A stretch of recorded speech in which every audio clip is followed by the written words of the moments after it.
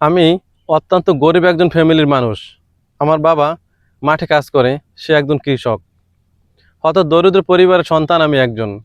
বাবাকে দেখতাম ছোটবেলা থেকেই সে কৃষি কাজ করে, আমাদের জন্য অনেক কষ্ট করে এবং অনেক পরিশ্রম করে, অনেক কষ্ট করে আমাদের সংসারটা সে আস্তে আস্তে করে আমাদেরকে বড় করতেছে। বাবার কষ্টগুলো দেখে অনেক খারাপ লাগতো, কারণ আমি তখন ছোট ছিলাম।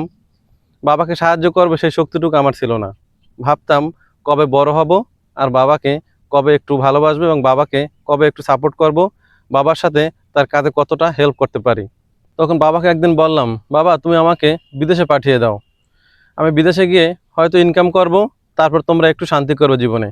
বাবা বলে উঠলো, আমি অত্যন্ত গরিব একজন মানুষ, কীভাবে তোমাকে বিদেশে পাঠাবো? সেই সামর্থ্য, সেই টাকা আমার কাছে নাই। বিদেশে যেতে হলে অনেক টাকার দরকার। বাবার কথা শুনে মনটা খারাপ হয়ে গেল। আসলেই তো আমাদের কিছুই নাই, বিদেশে যাওয়ার মতো সামর্থ্য আমাদের নাই। এটা ভাবলাম আর মন খারাপ করে থাকলাম। আমার বাবার দুইটা গরু ছিল, সামর্থ্য বলতে অতটুকুই ছিল। তো বাবাকে একদিন বললাম, বাবা এই গরু দুটো বিক্রি করে যে টাকা হবে আর মানুষের কাছ থেকে ধার দেনা করে তুমি আমাকে একটু বিদেশের ব্যবস্থা করে দাও।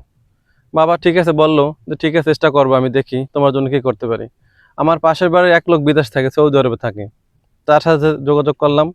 সে বলল ঠিক আছে, আমি তোমাকে সৌদি আরব নিয়ে আসবো, এত টাকা লাগবে। আমি তার কথা রাজি হয়ে গেলাম, বাবাকে সব কিছু বললাম।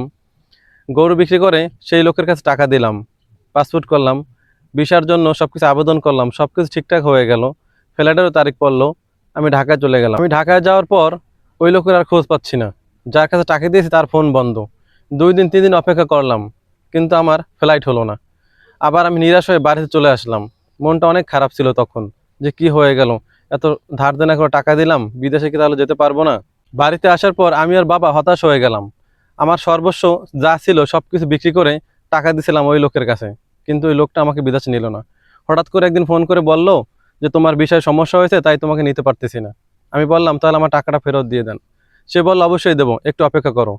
অপেক্ষা করতে করতে মাস গেল, বছর গেল, কিন্তু টাকা পেলাম না। এভাবে আমার স্বপ্নটা স্বপ্ন রয়ে গেল, বিদেশ আর যেতে পারলাম না।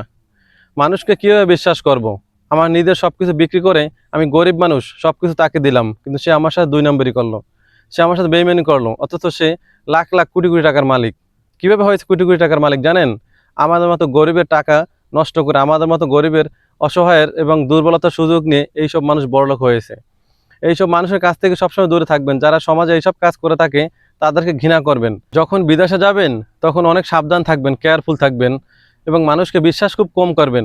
যাচাই বাছাই করে তারপর টাকা দিবেন, না হলে আমার মতো আপনাদেরকে নিঃস্ব হতে হবে। হয়তো যার টাকা আছে সে এই সামর্থ্য কাটিয়ে উঠতে পারবে, আর যার টাকা নাই তার স্বপ্নগুলো মাটিতেই মিশে যাবে। আর আমাদের এই সমাজে এরকম দালাল আছে যারা দালালের মাধ্যমে বিদেশে যায়, বিদেশে গিয়ে তারপরে নিয়ে কিন্তু ভালো কাজ দেয় না এবং ফালাই রাখে, এরকম লোক কিন্তু অনেক আছে। আর রাস্তা রাস্তা তখন বিদেশে কান্না করা লাগে। তাই যখন বিদেশে যাবেন তখন ভালো মানুষ ধরবেন এবং ভালো মানুষ খোঁজ করবেন, তার সম্পর্কে জানবেন, তারপর তাকে টাকা দিবেন।